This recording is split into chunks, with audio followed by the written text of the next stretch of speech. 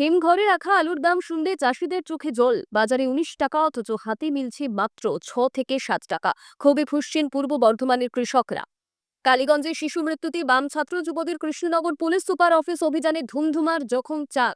আমাকে দলের তরফে প্রধানমন্ত্রীর অনুষ্ঠানে নিমন্ত্রণ করেনি, কর্মীরা করেছেন, বিস্ফোরক দিলীপ। এবার নজিরবিহীন ভিড় দেখা যাবে ধর্মতলায় ২১শে জুলাইয়ের খুঁটি পুজোর পরে। ঘোষণা তৃণমূলের।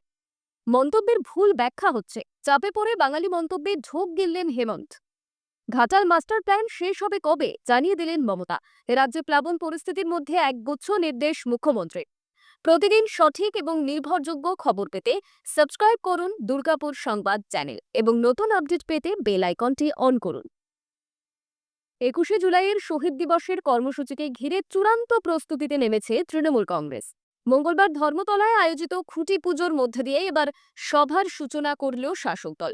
শহরের ভিক্টোরিয়া হাউসের সামনে, যেখানে মূল মঞ্চ নির্মাণ হয় প্রতি বছর, সেখানে অনুষ্ঠিত হয় এই খুঁটি পুজো। উপস্থিত ছিলেন দলের রাজ্য সভাপতি সুব্রত বক্সী, সাংসদ সায়নী ঘোষ, বিধায়ক দেবাশিস কুমার, কাউন্সিলর বৈশ্বরণ চট্টোপাধ্যায়, শ্রেয়া পাণ্ডে সহ একাধিক নেতানেত্রী।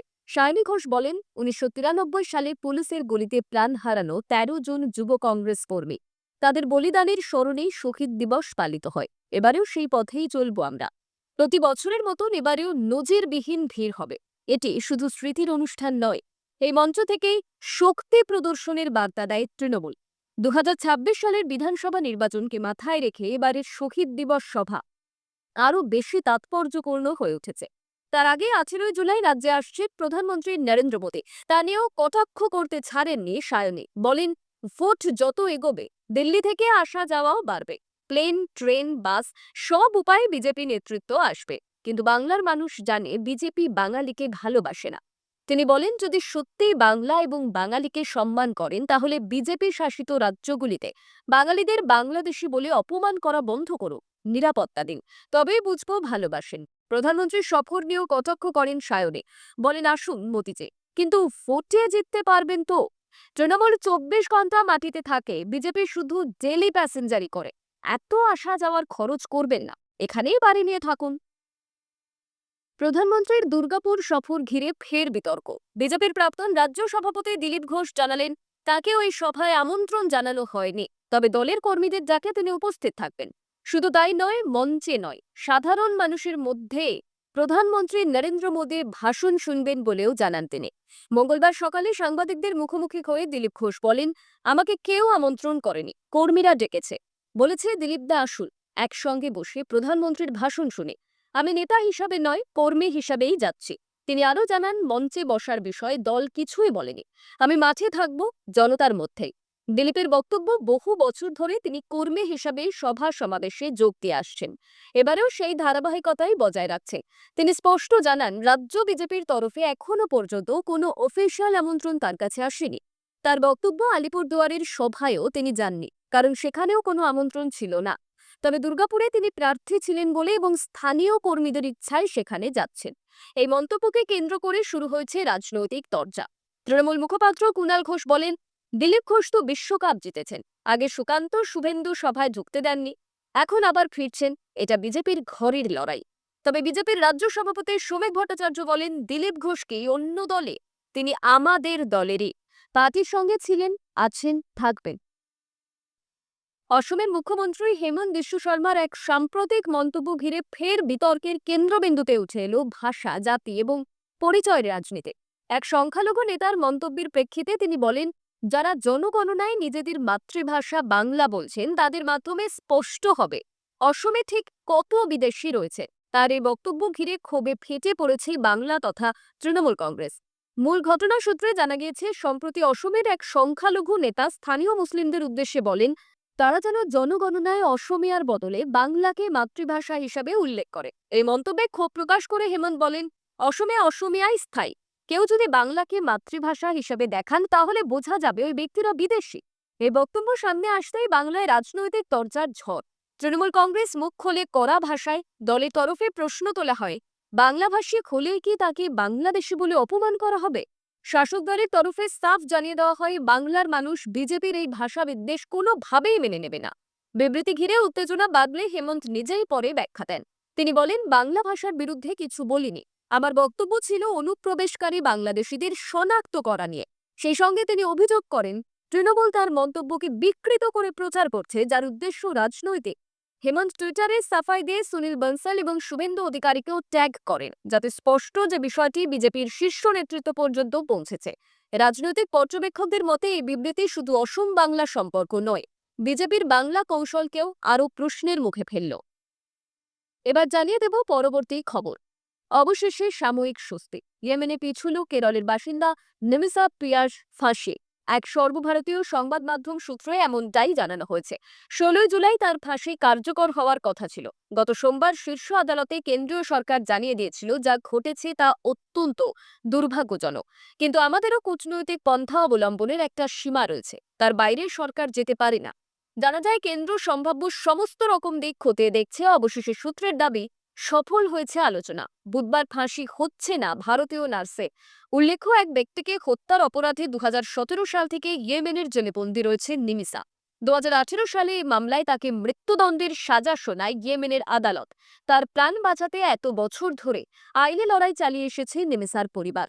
প্রবাসী ভারতীয় ওই যুবতীর প্রাণ ভিক্ষার আবেদন রাষ্ট্রপতির কাছে পৌঁছলে তা খারিজ করে মৃত্যুদণ্ড কার্যকরের নির্দেশ দেন সে দেশের প্রেসিডেন্ট রশিদ মোহাম্মদ আল আলিমি।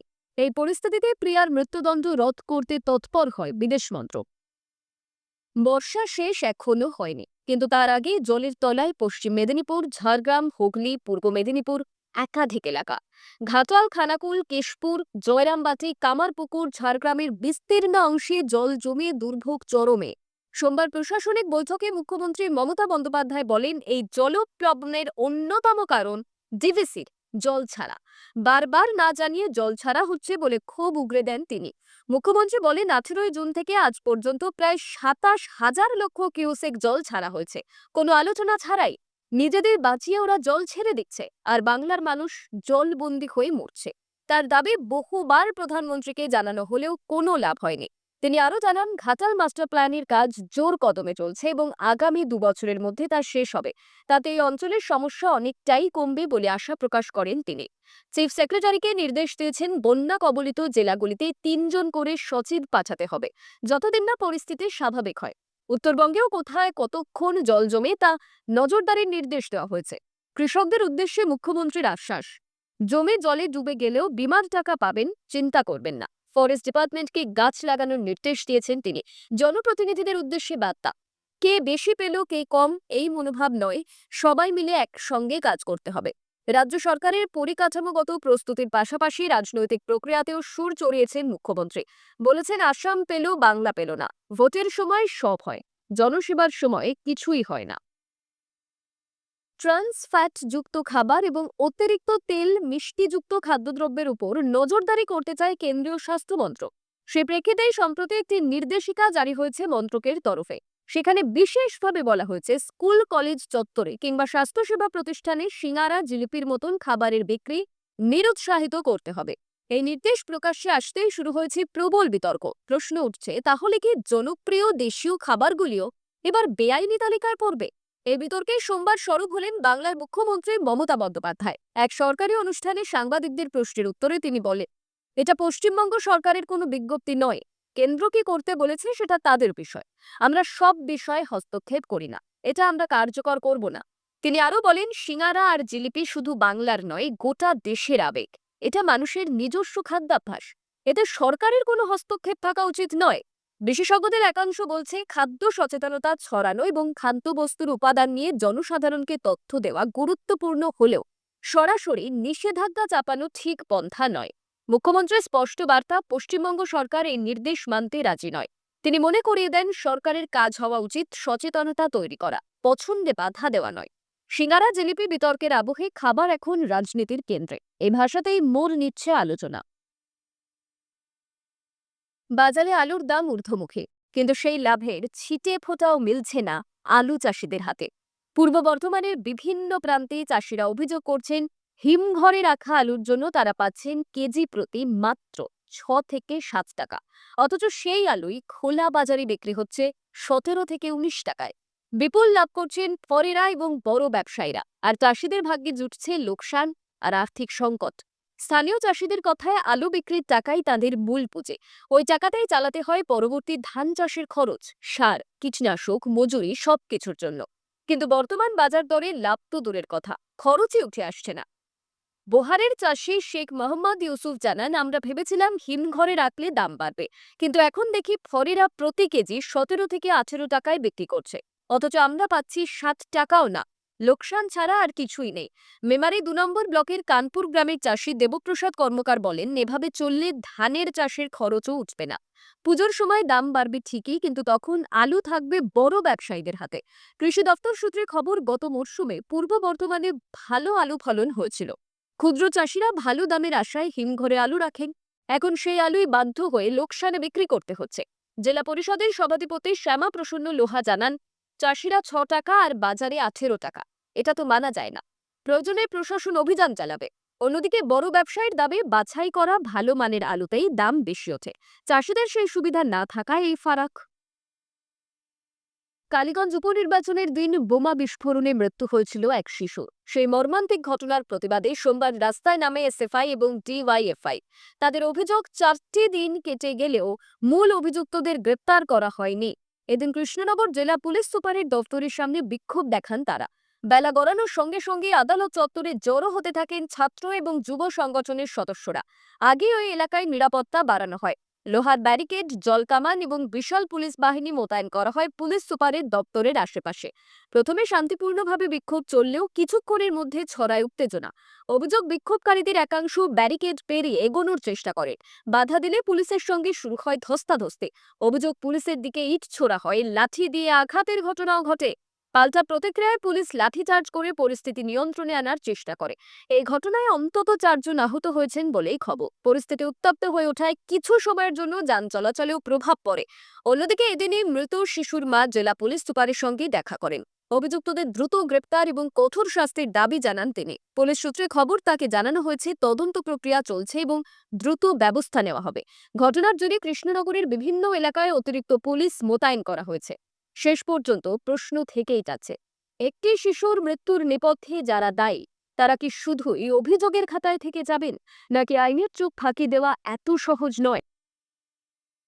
4র্থ বর্ষে পড়েছে, সামনে ইন্টার্নশিপ। ঠিক সেই সময় কলেজ কর্তৃপক্ষ জানালো তিনি আর এই কলেজের ছাত্রী নন, কারণ ভর্তি হয়েছিলেন ভুয়ো জাতির শংসাপত্র দিয়ে। ঘটনাটি ঘটেছে বাঁকুড়ার সম্মেলনী মেডিকেল কলেজে। বহিষ্কৃত ছাত্রী বর্ধমানের বাসিন্দা জুহি কোলে। সূত্রের খবর, 4 বছর আগে এসটি অর্থাৎ অনগ্রসর উপজাতি কোটায় বাঁকুড়া মেডিকেল কলেজের এমবিবিএস কোর্সে ভর্তি হন জুহি। অভিযোগ, জলপাইগুড়ির একটি ঠিকানা ব্যবহার করে তিনি একটি ভুয়ো সার্টিফিকেট বানান, যে সার্টিফিকেটে ছিল এসটি সার্টিফিকেট। সেই নথি দিয়েই মেডিকেলে প্রবেশ। প্রথমে বিষয়টি নজরে না এলেও মাঝে মধ্যেই অভিযোগ উঠতে থাকে ছাত্রের শংসাপত্র নিয়ে। সরকারিভাবে তদন্ত শুরু হয়, সরকারি স্তরে যাচাই বাছাইয়ের প্রক্রিয়ায় সময় লাগে। অবশেষে সম্প্রতি আসা রিপোর্টে প্রমাণিত হয় ছাত্রীটি আদতে ওই সংরক্ষিত শ্রেণীর অন্তর্গত নন। তাতেই বহিষ্কারের সিদ্ধান্ত। বাঁকুড়া মেডিকেল কলেজের অধ্যক্ষ জানিয়েছেন, সরকারি রিপোর্টে প্রমাণ মেলার পরেই ছাত্রের বিরুদ্ধে ব্যবস্থা নেওয়া হয়েছে। ঘটনা সামনে আসতেই শিক্ষা মহলের তীব্র প্রতিক্রিয়া। এক অধ্যাপক বলেন, যেখানে হাজার হাজার মেধাবী ছাত্রছাত্রী আসনের জন্য হন্যে হয়ে লড়াই করে, সেখানে এই ধরনের জালিয়াতি গোটা ব্যবস্থাকে কলুষিত করছে। এমন প্রতারণার কড়া শাস্তি হওয়া জরুরি। ভুয়ো সার্টিফিকেটের মাধ্যমে সিট দখল, এর ঘটনায় ফের একবার প্রশ্ন উঠল ভর্তি প্রক্রিয়ার নজরদারি নিয়েই। দীর্ঘদিন নিঃসন্তান ছিলেন বাদুড়িয়ার বাসিন্দা শম্ভু কাহার এবং তার স্ত্রী। একের পর এক গর্ভপাতের যন্ত্রণার মধ্যে একসময় ঈশ্বরে ভরসা রেখে সন্তান প্রাপ্তির আশায় মানত করেন শম্ভু। সন্তান হলে তিনি দণ্ডি কেটে কেদারনাথ যাবেন। আজ সেই সন্তান 3 বছরের। আর শম্ভু শুরু করেছেন তার দেওয়া কথার বাস্তবায়ন। 1600 কিমিরও বেশি দীর্ঘ পথ দণ্ডবৎ হয়ে পাড়ি দেওয়ার সিদ্ধান্ত নিয়েছেন শম্ভু। অর্থাৎ বুকে হেঁটে, হাত পা মাটিতে রেখেই শিবের উদ্দেশ্যে যাত্রা শুরু করেছেন তিনি। প্রতিদিন অল্প অল্প করে রোদ, বৃষ্টি, কাদা উপেক্ষা করেই এগিয়ে চলেছেন। এদিন তাকে দেখা যায় উত্তর 24 পরগনার মচলন্দপুরের নকপুল এলাকায়। স্থানীয়রা জানাচ্ছেন, পায়ে হেঁটে তীর্থযাত্রা অনেক সময় দেখা যায়, কিন্তু এভাবে দণ্ডি কেটে এত লম্বা পথ অতিক্রম করার ঘটনা প্রায় অদৃশ্য। তাকে দেখতে রাস্তায় থমকে পড়ছেন বহু পথচারী। কেউ দিচ্ছেন খাবার, কেউ ফল, আবার কেউ এসে প্রণাম করছেন শম্ভুর পায়ে। রাত্রিবাসের জন্য তিনি বেছে নিচ্ছেন কোনো স্থানীয় মন্দির কিংবা ক্লাব। খাওয়ার ক্ষেত্রেও চলছে কঠোর নিয়ম নিষ্ঠা, নিরামিষ আহার এবং ফলমূলই ভরসা। একটাই লক্ষ্য, মহাদেবের কৃপায় যে সন্তান প্রাপ্তি সম্ভব হয়েছে তার জন্য মানত পূরণ। সোশ্যাল মিডিয়াতেও ইতিমধ্যে ভাইরাল হয়েছে তার যাত্রার দৃশ্য। শরীর জুড়ে কাদা, মুখে নিষ্ঠা, এই অবিচল ভক্তির ছবি ছুঁয়ে যাচ্ছে অসংখ্য দর্শকের মন। দেবাদিদেবের নাম মুখে নিয়েই তাই শম্ভু এখন এগিয়ে চলেছেন তার দীর্ঘতম তীর্থযাত্রার পথে, কেদারনাথের পথে। এতক্ষণ খবর শুনছিলেন দুর্গাপুর সংবাদ চ্যানেল থেকে। খবর আজকের মতন এই পর্যন্তই। খবরগুলো আপনার কেমন লাগলো অবশ্যই কমেন্ট করে জানাবেন এবং নিয়মিত সঠিক খবর শোনার জন্য দুর্গাপুর সংবাদ চ্যানেলটিকে সাবস্ক্রাইব করে রাখুন। দেখা হচ্ছে পরবর্তী ভিডিওতে। ধন্যবাদ।